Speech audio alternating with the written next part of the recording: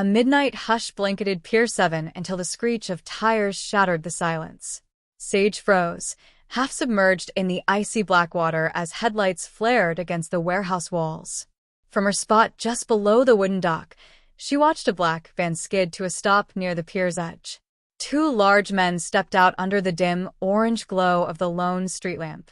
They moved with urgent, brutal efficiency. Sage's heartbeat thundered in her chest. She had surfaced only moments earlier, about to climb out after completing a late-night diving inspection for a shipping client. Her second job of the day, overtime meant to chip away at the legal debts threatening to drown her as surely as the sea beneath her. Now she stayed absolutely still, peering over the surface. The men yanked a third figure from the back seat of the van, his wrists and ankles bound with thick zip ties. He struggled weakly and choked out muffled protests. Under the flicker of the sodium lamp, Sage caught a glimpse of his face and sucked in a sharp breath. She recognized him. Damian Thorne, 30-year-old billionaire CEO of Aegis Dynamics, the pride of Port Meridian's tech empire. She had seen his face on the news 100 times. But what was he doing here? Bound, beaten, and dragged to a deserted pier in the dead of night? Before she could process it, the two men hauled him to the edge of the dock. Not a word was exchanged. Their grim silence made the scene even more terrifying. One man pressed a hand to the center of Damon's chest. Then, with one violent shove, they pushed the bound CEO off the pier. He hit the water with a heavy splash and vanished. The sea swallowed him instantly, the surface smoothing over within seconds as if he had never existed. Sage didn't think. She reacted.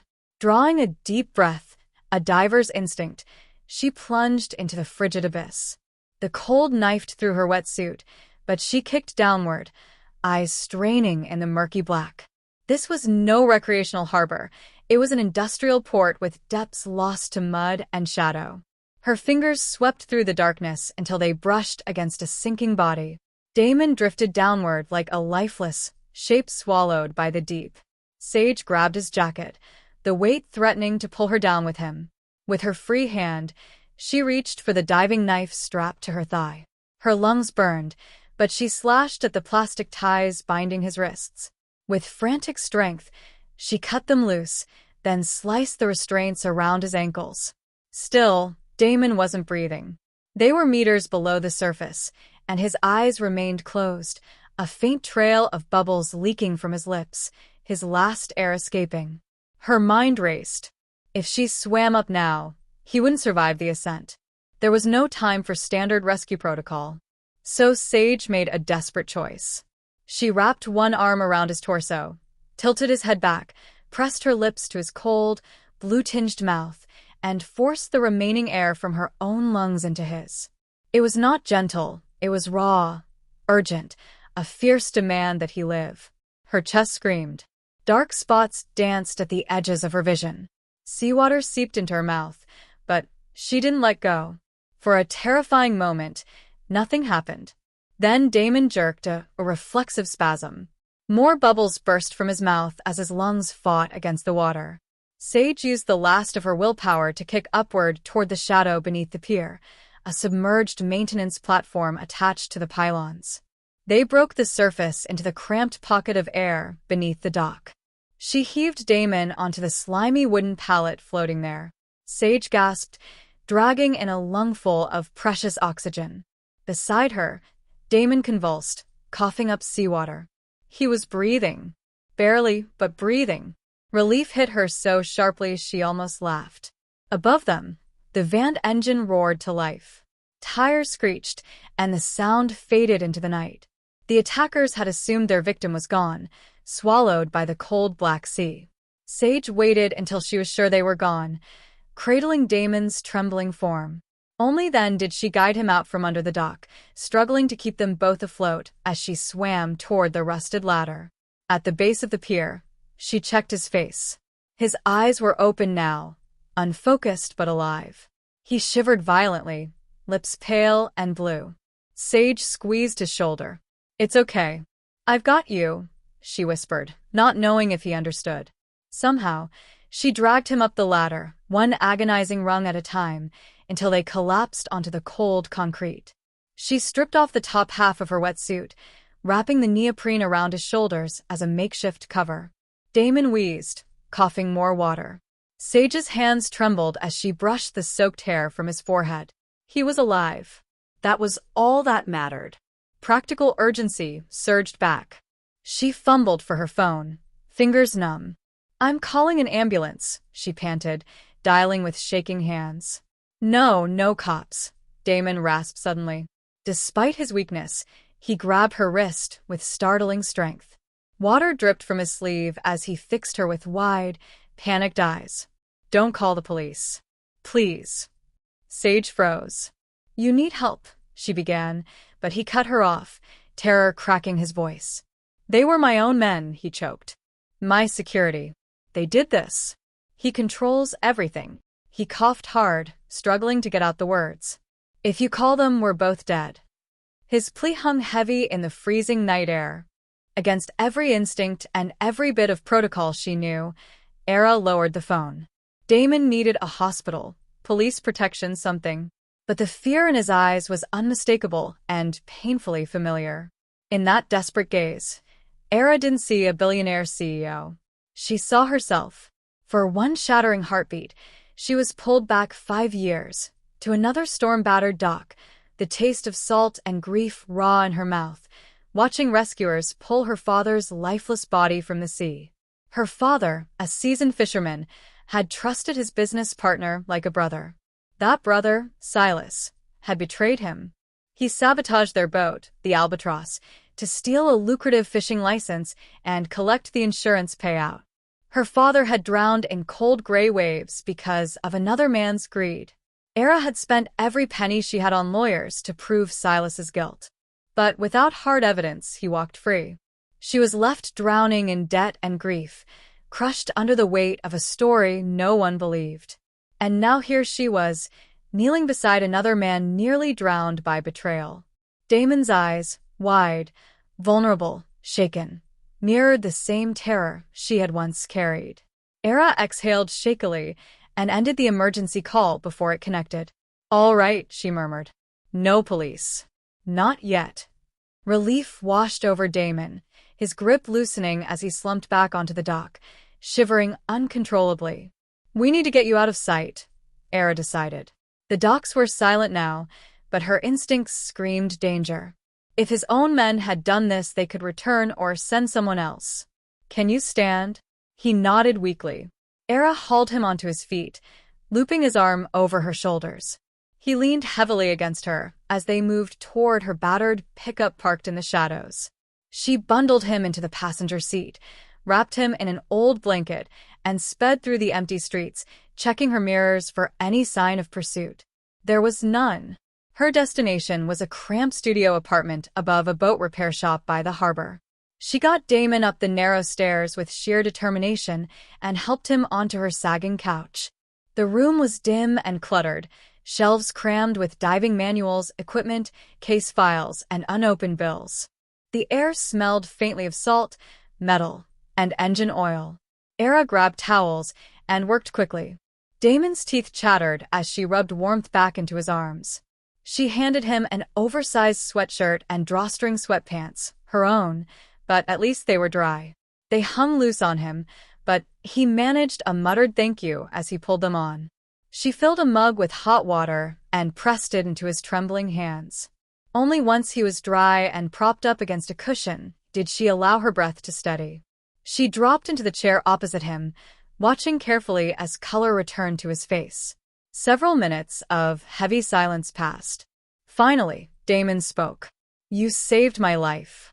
He said it as if he still hadn't fully processed it. Era managed a small, wry smile. "I guess I did."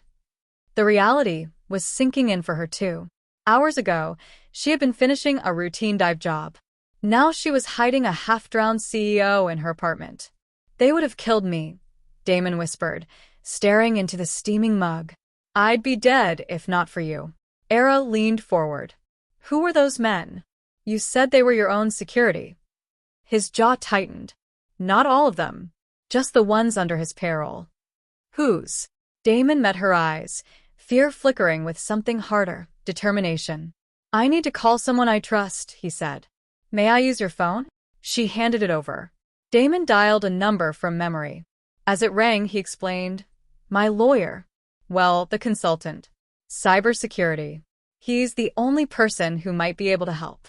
Era listened to his terse, low conversation.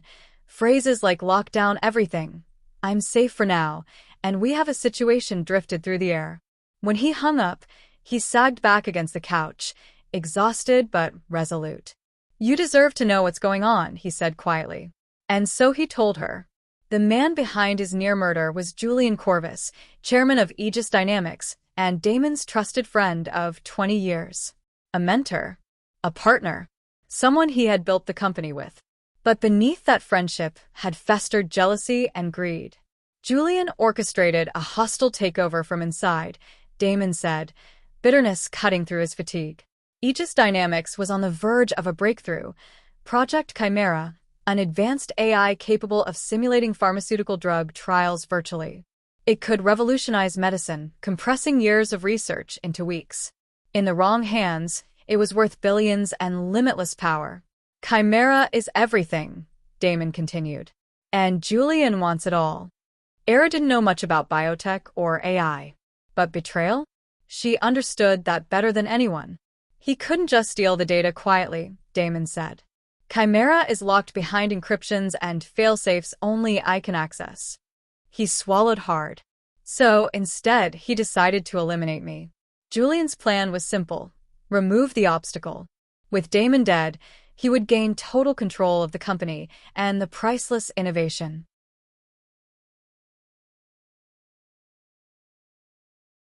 Corporate intrigue wasn't Era's world, but betrayal over money and power was a language she understood too well. A friend plotting murder? That horror needed no translation. "So those men tonight," she asked quietly, "they were acting on Julian's orders?" Damon nodded grimly. "I'm sure of it. He must have paid off or threatened some of my personal security team. God, I was blind. I didn't see it coming at all." He rubbed a hand over his face, bitterness and disbelief etched in every line. "You're lucky I was there," Era said softly. The realization struck her hard, how fragile the line between life and death had been tonight. If she had surfaced 1 minute later, if she'd chosen a different Pier. "I'm alive because of you," Damon said, meeting her eyes with an intensity that made her breath catch. "You had no reason to risk yourself, but you did. You jumped in after a stranger. You gave me your own breath." He shook his head slowly. "Why?" Era opened her mouth, words forming then dissolving. "Because I know what betrayal feels like. Because I couldn't watch someone drown the way my father did." Instead, she whispered simply, "Because you needed help. And I was there." Damon regarded her with gratitude. And something else. Respect. Era wasn't used to anyone looking at her that way. He took another steady sip of hot water. His hands no longer shook. "I can't go to the police," he said. "Not yet. Julian has connections everywhere. Maybe even in law enforcement. If he realizes I survived, he'll try again, and he'll bury every trace of what he's done." Era nodded. It made a chilling kind of sense. "So, what's the plan?" she asked. Damon's eyes drifted around her tiny apartment. The worn shelves, the peeling wallpaper, the stack of unpaid bills. Slowly, resolve sharpened his expression. "The plan," he said, leaning forward despite the pain, "is that I take back control. But I can't do it alone." Era frowned. "What does that mean?" "I need someone I can trust. Truly trust." His gaze locked on hers. "My assistant, my board members, my security team, Julian hired half of them. I don't know who's loyal or who's a plant. If I walk back into that building alone, I'm dead." "A shield," she echoed. "Yes," Damon said. "A shield. Someone who isn't part of that world. Someone Julian would never expect." He took a breath, voice steady. "I need you, Era." She blinked. "Me? I'm just a diver. I'm not a bodyguard. I'm not a corporate spy." "I don't need a corporate executive," Damon said firmly. "I need someone who sees things from the outside. Someone who notices details. Someone who can read people and isn't afraid to act under pressure. You did that tonight. He touched the towel draped around his shoulders, choosing his words carefully. Think of it as being my chief of staff. My right hand. No one gets to me without going through you first. Era stared at him, stunned. Chief of staff? Damian, I know nothing about your company. You know about trust and betrayal, he countered gently. And you know how to survive when the world tries to drown you. That's more valuable to me right now than any degree. She chewed her lip. What would I even do? Sit outside your office and glare at people? He gave a faint smile. If necessary, yes. But more than that, managing my schedule, my communications, screening every meeting, every document. You'll have full authority, full clearance. Whatever you need to uncover, who Julian has turned against me. My lawyer is handling the digital side, but I need someone watching the humans. The weight of his words settled heavily between them.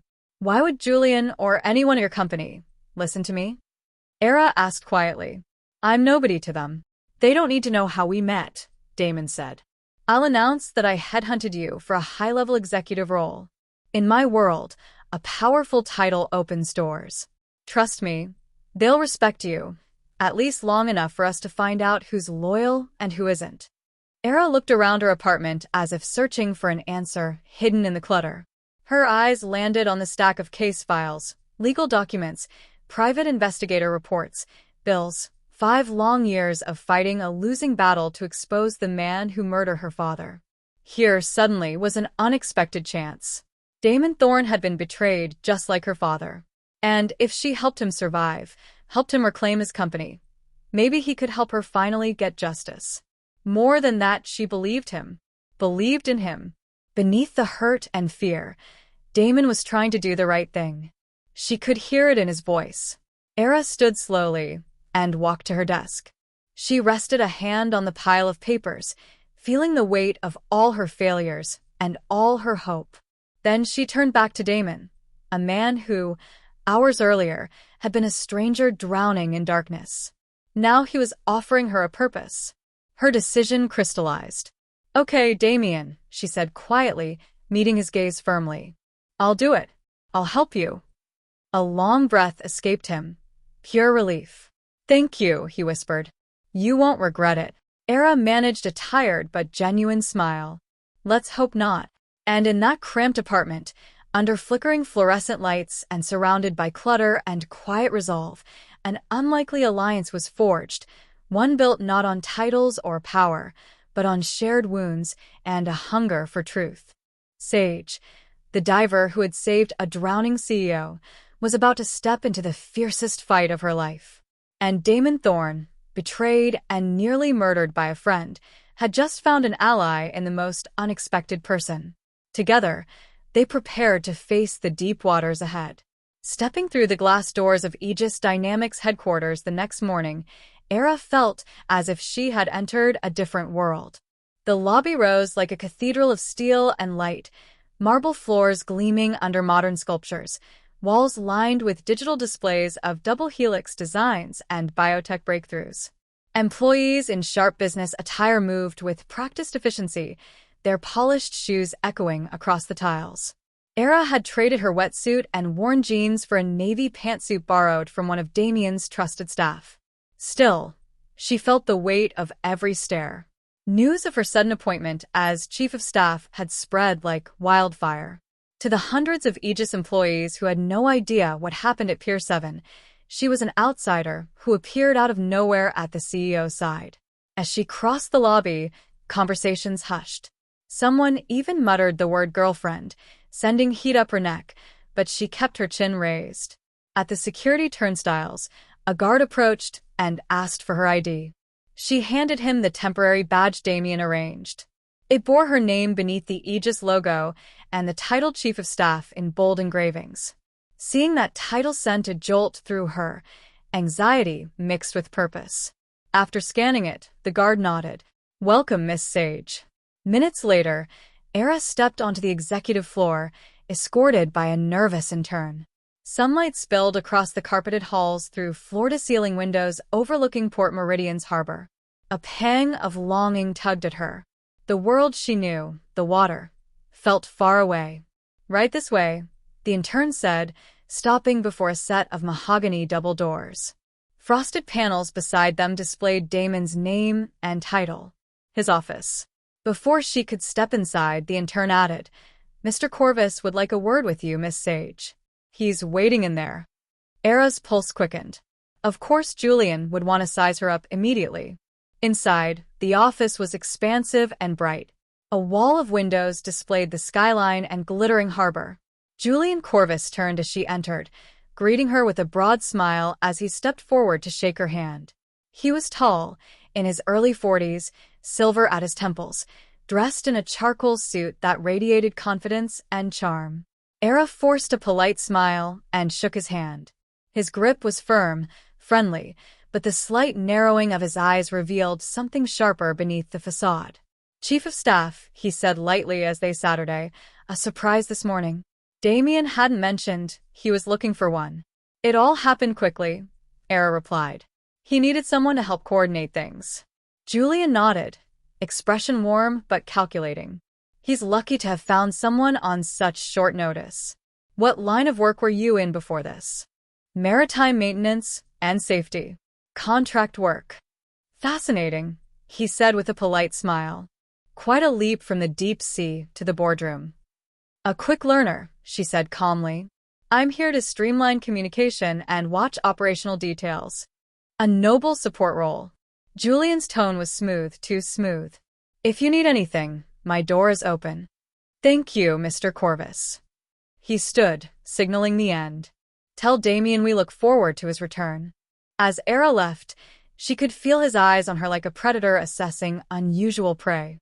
When the door closed, she exhaled slowly. That encounter had been a test. She had stayed composed, but this was only the beginning. Her office had been a small conference room converted into workspace, with a desk, a terminal, and the sleek black laptop Damian sent her, the one she was to use for anything sensitive. "Don't trust the company network," he had warned. She powered it on, typed the passcode, and began her true work. For hours she observed people, taking note of alliances, nervous glances, and suspicious silences. Some employees welcomed her. Others watched her like she was a threat. Back at her desk, she dug through records via the secure connection Damian's lawyer had set up. Patterns emerged, slowly, subtly. One detail froze her. Julian Corvus had personally authorized weekly physical inspections of the facility's offline backup server vault, an extremely unusual schedule for a system that should remain untouched unless something was wrong. That vault held a full copy of Project Chimera's code. Why would Julian need such frequent access? Her phone rang. "Damian." "How's it going in there?" he asked. "I'm settling in," Era replied carefully. "We should talk later." "Not here." "Understood. Come to the penthouse after work." By evening, with the building mostly empty, she left with a list of anomalies and a tight knot of unease. Julian had been quiet, but she doubted he'd been idle. That night she joined Damian in his secure penthouse, dark, elegant, lit only by the city's glow through towering windows. A temporary command center filled the room with screens and encrypted feeds. They sat together at the kitchen island, documents and notes spread between them. Era tapped the maintenance log on her screen. "Julian's accessing the Chimera backup vault every Wednesday. It makes no sense unless he's doing something in there." Damian leaned closer, eyes narrowing. "That vault should be untouched. Offline. Sealed. If he's accessing it physically, he could be copying data," Era said quietly, "or installing a hardware backdoor." "Plan B," Damian murmured. "Plan A was using my decryption key after I was gone. That failed because of you. So now he's trying another method." Unease prickled across Era's skin. "We need proof. And maybe catch him in the act." A heavy silence settled. Outside, Port Meridian's lights sparkled, unaware of the secrets unfolding high above. Era glanced at Damian's reflection in the glass. Exhaustion lined his face, the weight of betrayal heavy on his shoulders. Without adrenaline, his vulnerability became clear. "You should rest," she said gently. "We both should." Damon sighed, and closed the laptop. "You're right." He stood and stretched, wincing slightly. For the first time, Era noticed how stiffly he moved, as though certain parts of him still ached. When he rolled his neck, the collar of his t-shirt shifted, revealing the edge of a scar trailing up from his shoulder blade. She hadn't seen it before. Damon caught her staring and gave a tired, almost embarrassed smile. "I probably look like hell." "I know." Era shook her head. "That scar, what happened?" For a moment, she worried she'd pushed too far. But Damon didn't seem bothered. He walked toward the floor-to-ceiling window, hands in his pockets, the harbor lights reflecting across the glass. "Car accident when I was 19, he said quietly. "Julian was with me. I crashed. The car caught fire. I was trapped inside." He swallowed hard. "Julian pulled me out. Saved my life. I had severe burns, spent months in the hospital. He visited every day and kept the company running while I healed." He turned, eyes shadowed with pain. "How could I ever suspect him? How do you see the monster when, for 20 years, he wore the face of your hero?" A tight knot formed in Era's throat. It was cruel, life-twisting savior into betrayer. "It must be hard to accept that someone you trusted so deeply," she trailed off, because she knew that feeling too well. Damon's jaw clenched. "How could I see it? How do you recognize the monster when he's always been the hero in your story?" Without thinking, Era reached out and touched his arm. "I'm sorry," she said softly. "I know that kind of betrayal. Different story, same knife." Damon looked at her, something searching and raw in his expression. The distance of CEO and diver dissolved. For a moment, they were just two people wounded by the people they once trusted. Era drew a shaky breath and spoke the truth she'd carried alone for years. "My father trusted his best friend, Silas. Like a brother," she whispered. "Silas sabotaged our boat for money. The Albatross sank. My dad drowned because of him. I spent 5 years and everything I had trying to prove it, but Silas walked free." "Silas," Damon murmured, committing the name to memory. His hands curled into fists. "Era, I'm so sorry." She gave a bitter little laugh. "The irony, right? I watched my father trust the wrong man and pay the ultimate price. And the one who did it walked away." Her voice trembled. "I guess that's partly why I didn't hesitate when I saw you drowning. I wasn't going to stand by and watch another innocent man die." Before she realized he'd moved, Damon was beside her. He brushed a tear from her cheek with his thumb. Gentle, instinctive. The warmth of the gesture startled her. "You're not alone in this anymore," he said softly. "After we deal with Julian, I swear I'll help you get justice for your father. We'll bring Silas down together." The sincerity in his voice shook her. No one had ever said together. Her battle had always been a lonely one. "Thank you," she whispered. "And we'll get Julian too. Together." They stood close in the quiet glow of the city lights, bound by a new resolve, two broken stories intertwining into one purpose. Damon rested a hand on her shoulder. "Era, I trust you with my life. You know that, right?" She nodded. "I trust you too." A genuine smile touched his face, the first she'd seen since everything began. "That means more to me than you know." When she left the penthouse later, she carried not just files and strategy, but a profound sense of solidarity. Whatever came next, they would face it side by side. The next day at Aegis began quietly, but tension simmered beneath the surface. Era noticed that employees she'd marked as Julian's loyalists were watching her openly now, as though waiting for a misstep. She kept her guard high, discreetly coordinating with Damian and his lawyer about monitoring the next vault inspection. Before noon, an urgent memo jolted the building. Security breach. Someone had accessed Project Chimera using Era's credentials. Within minutes, security marched her into a conference room. An IT investigator claimed she'd remotely accessed restricted files overnight. Era denied it, but the digital evidence, clearly planted, looked damning. Julian even appeared, wearing a mask of concern while insisting they follow protocol. It was a perfect frame job. Era felt the noose tightening. Then Damon arrived, unexpected, grim. He dismissed everyone else, demanding a private moment. Era, he said quietly, confusion and hurt in his voice. They're saying there's proof you accessed Chimera last night. Tell me it's not true. The accusation stung like a blade. Of course it's not true, she said, voice trembling with restrained anger. Damian, you have to know I'm being set up. I would never betray you.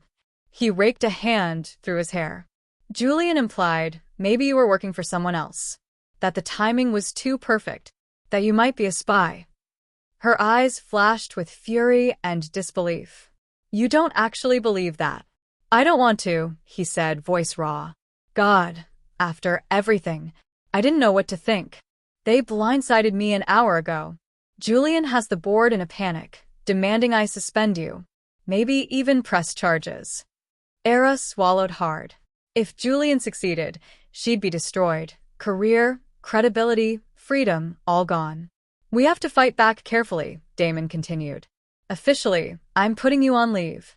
It buys us time. But if we don't find proof soon, he didn't finish. He didn't need to. Era touched his arm. We will. I have a lead. His brows drew together. What lead? She glanced at the door, then lowered her voice.